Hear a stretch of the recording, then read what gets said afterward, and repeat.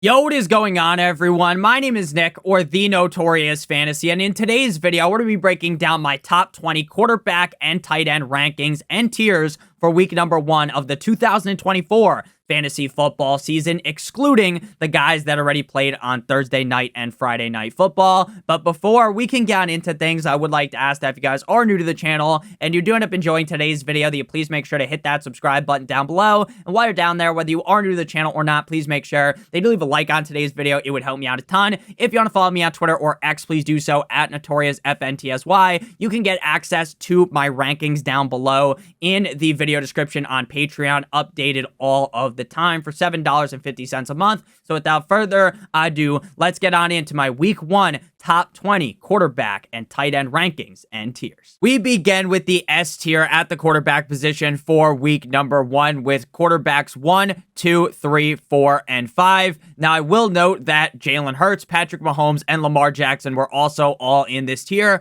but they already played, so I don't think there's much of a reason to talk about them. So Josh Allen is my quarterback 1. Going up against the Arizona Cardinals, I believe, is a wet dream matchup for Josh Allen. The Arizona Cardinals defense can't stop a nosebleed, and I think that Josh Allen is going to run a train on this defense. I expect a bunch of rushing yards as well as a bunch of passing yards. Now, there are definitely questions on who he's going to be throwing the ball to. Is he going to, throw the ball, distribute it to everyone? You get the ball, you get the ball, you all get the ball, Oprah Winfrey style, or is he going to dial in onto one of these wide receivers or potentially just force feed the ball to Dalton Kincaid? Either way, though, I expect a bunch of passing yards here. The Arizona Cardinals defense, as I said, is bottom of the barrel, so I expect Josh Allen to have a day up against the Cardinals at home in Buffalo. At number 2, we got Anthony Richardson going up against the Houston Texans at home in Indianapolis. Last time these two teams played, Anthony Richardson only played in 33% of the snaps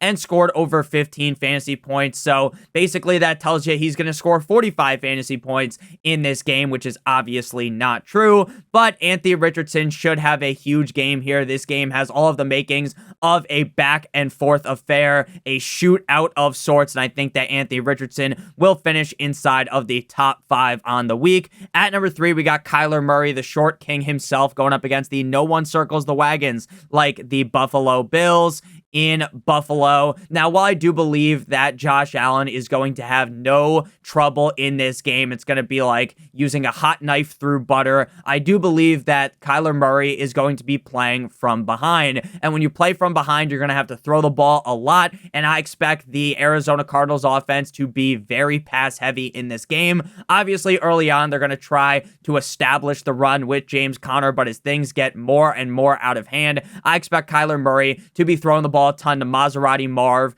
Trey McBride, Michael Wilson, and friends. Kyler Murray is one of the quarterbacks I was highest most in the fantasy football draft process. I loved drafting Kyler Murray due to his rushing upside, and I think in week number 1, we will see just how great Kyler Murray will look when he's fully healthy. Next up, we got CJ Stroud of the Houston Texans going up against the Indianapolis Colts in Indianapolis. Like I said, with Anthony Richardson, I expect this to be a back and forth affair. The addition of Stephon Diggs makes this offense even more interesting, as well as the addition of Joe Mixon. I expect this game, as I've already stated, to be very high scoring, a back and forth affair, and I think that both CJ Stroud and Anthony Richardson get it done easily this week, and they could both be the quarterback 1 and 2 on the week. I really do believe this game should be super high scoring. Next up, we got Joe Burrow, Joe Shiesty, quarterback of the Cincinnati Bengals, who is my quarterback number 1, 2, 3, 4, 5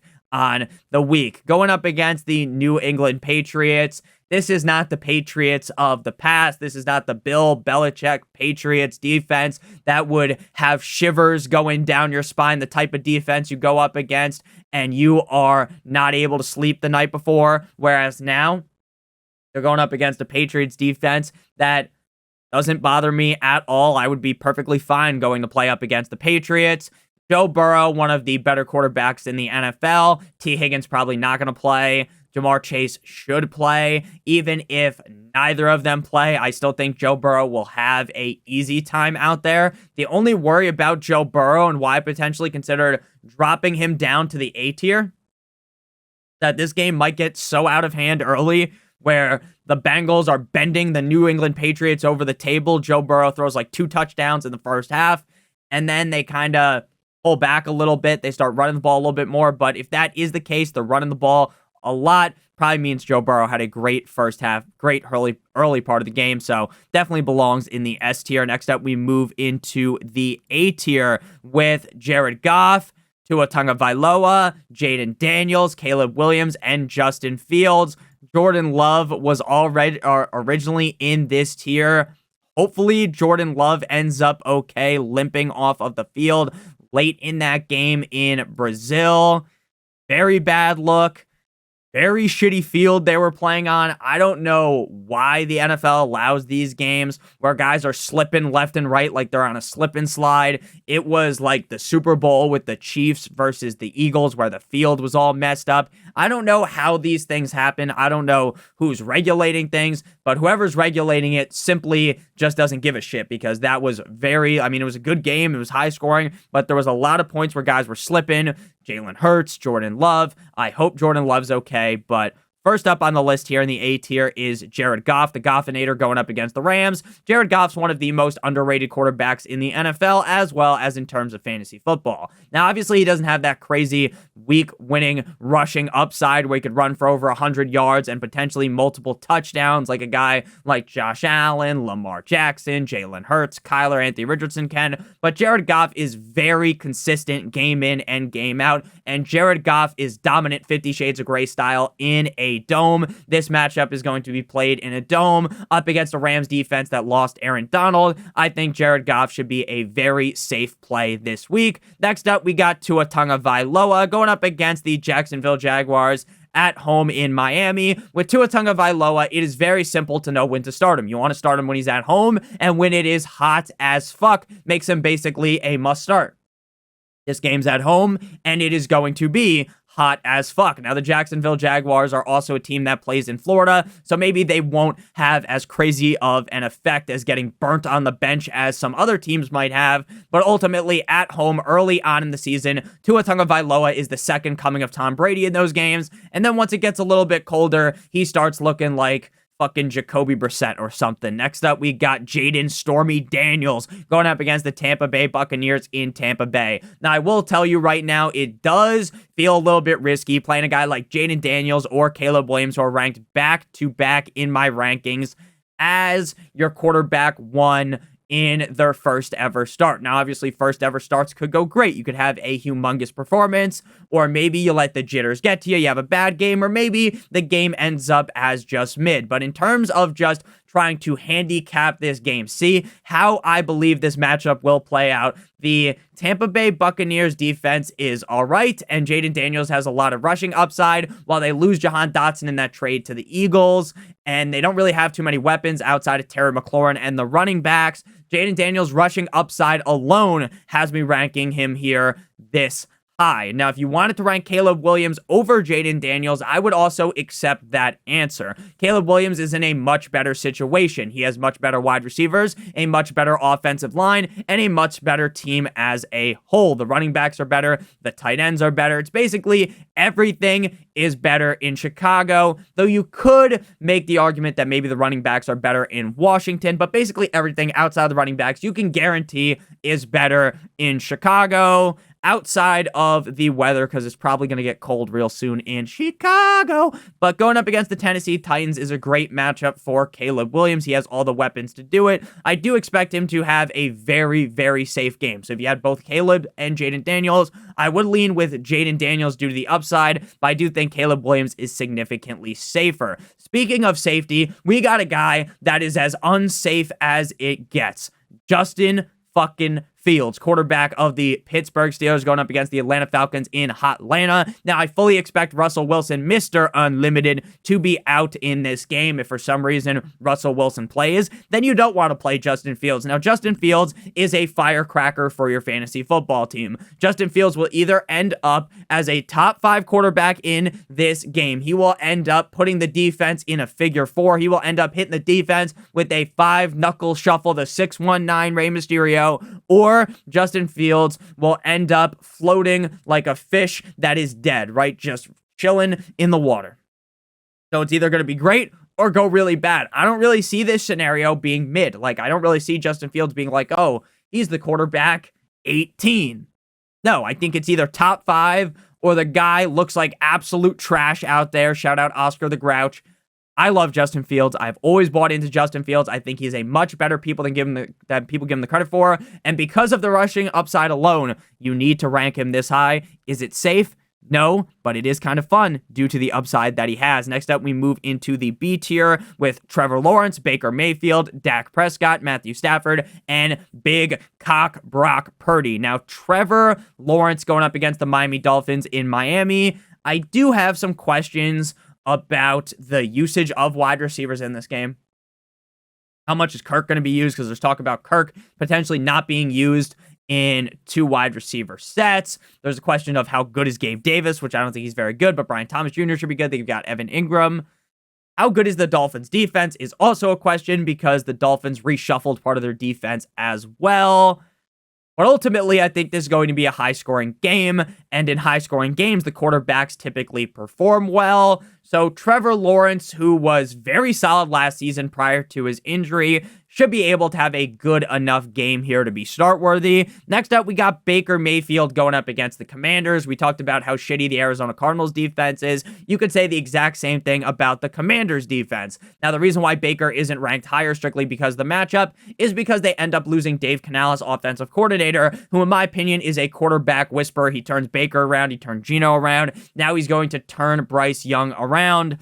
He's gone in Carolina, so now Baker's got a bit of a new system here. Will he flourish or will he ultimately drown? The matchup up against the Commanders is so good that I have to rank him higher, but ultimately if they're playing up against a tougher defense, I don't think I would be as ambitious. Next up, we got Dak Dakota Prescott going up against the Cleveland Browns in Cleveland. Rough matchup for Dak Prescott, right? We just talked about this wet dream matchup for Baker Mayfield. Dak Prescott has a disaster full matchup. The Cleveland Browns defense is rock solid like some cock off Viagra, and I fully expect Dak Prescott to have a very mid performance.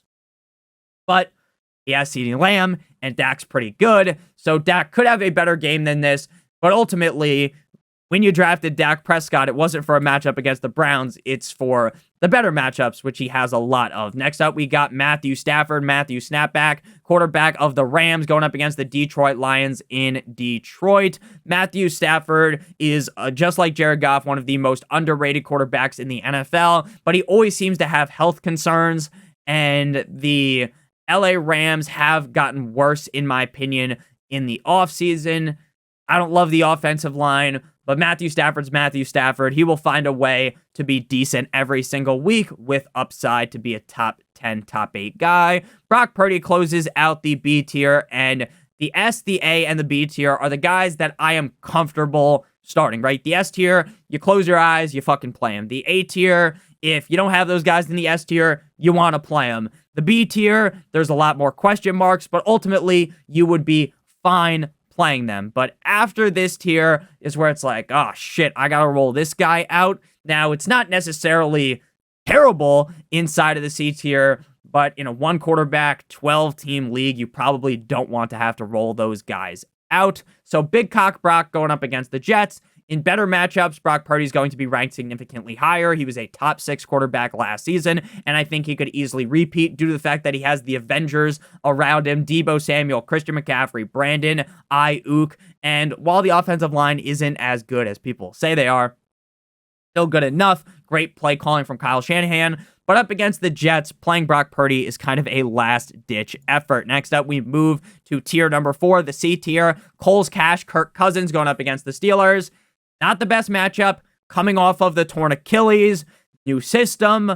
I would rather watch Kirk Cousins have a big game on my bench rather than playing him and risk him having a mid-performance in his first game back. That's kind of my opinion on him. I think Kirk Cousins is probably one of the best quarterback 2s you can have in fantasy if he's chilling on your bench and you're like, oh, this week I want to play Lawrence. Next week I want to play Kirk, and you kind of rotate them in and out. That's great to have. But Kirk Cousins, to me, first game back, I don't want to get unruly here and rank him too high. Next up, we got Geno Smith going up against the Denver Broncos. Geno Smith also in a new system. Geno Smith was on fire, catching fire, Katniss Everdeen style in 2022. 2023, he was straight up dick cheese. 2024, looking to bounce back up against the Denver Broncos defense. Great matchup for Geno, but Geno can't be ranked higher because he's Geno Smith. Next up, we got Aaron Rodgers going up against the 49ers in San Francisco. Just like with Kirk Cousins, I have the same thoughts on Aaron Rodgers. Do I want to play Aaron Rodgers, first game back off the torn Achilles, up against a defense like the 49ers? The answer to that would be, fuck no, baby. So that's why he is ranked this low, though I do think in better matchups and based upon what we see tonight and as the season goes along, I think Aaron Rodgers will be perfectly fine, just like Kirk Cousins, and I'll be able to rank him higher. Justin Herbert, the pervert, closes out the C tier, going up against the Las Vegas Raiders at home in LA. Now the problem with Justin Herbert is that the team wants to run the ball a ton. They lose Keenan Allen. They lose Magic Mike Williams, who is now on the New York Jumbo Jets. So Justin Herbert's kind of dealing with a lot of mid out there. They've got Joshua Palmer, Ladd McConkey, and that's fine and all. Quentin Johnston couldn't catch a common cold, but the real problem here is they want to run the ball. That is the Harbaugh MO. Run the ball gently down the stream. Merrily, merrily, merrily, merrily. Life is but a dream. So they're going to try to run the ball a lot, which hurts the overall upside of Herbert, even though he is a very solid NFL quarterback. He's better than Geno Smith. He's better than a lot of these guys that are ranked ahead of him. But the problem is kind of just lies with the offense. Final tier here, we got one guy. We got the massage man, Deshaun Watson, going up against the Dallas Cowboys. Rough matchup. Deshaun Watson says he's feeling like his old self. So maybe he's finally back. Maybe he is no longer absolute dog shit like we've seen the last couple of years over in Cleveland.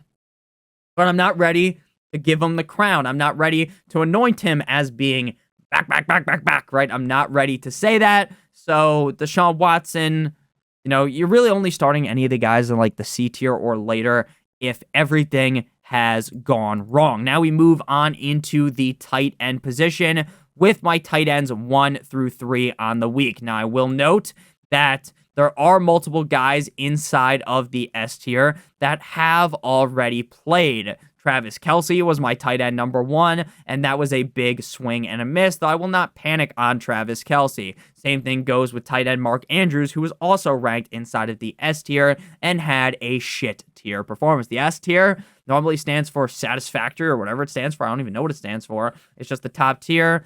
It was shit tier this week because Travis Kelce and Mark Andrews, stinky. No bueno. If you guys have enjoyed today's video thus far, make sure you guys hit that subscribe button down below like it owes you some money. And make sure you leave a like on today's video as well. So Laporta, McBride, Dalton Kincaid, all inside of the S tier. Laporta being my tight end 1, excluding Kelce. Going up against the LA Rams defense, Sam Laporta was very consistent last season. He was one of my favorite sleeper picks. And if you drafted him, you were absolutely feasting because you didn't have to draft the Kyle Pitts, the guys that were kind of landmines.